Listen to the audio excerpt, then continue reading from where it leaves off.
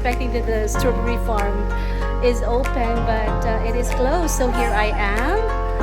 The first part is to see a very nice decoration here. Look at that.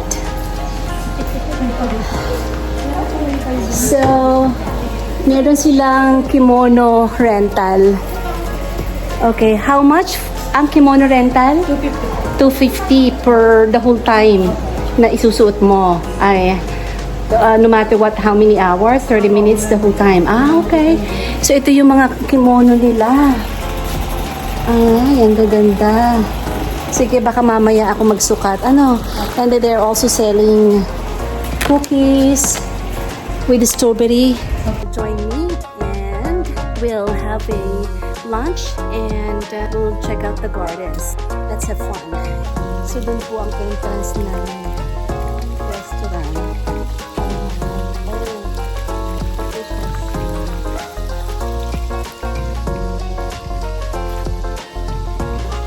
Food hall.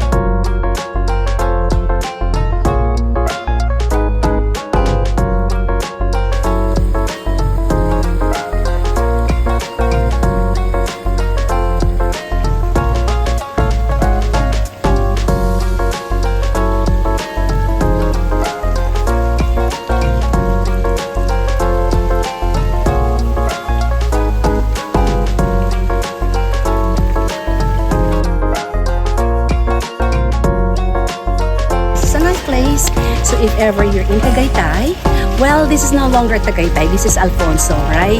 Oh, but still part of Tagaytay somehow. Japanese restaurant, they have a garden. They're supposed to have a farm, strawberry farm, but it is closed for renovation.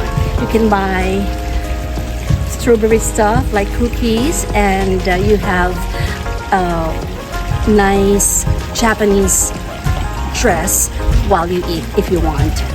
You can rent it and have a pictorial.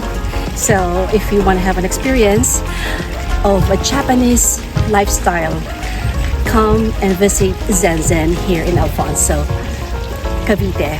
To my friends in the US and other parts of the world, I invite you to visit the Philippines. It's fun.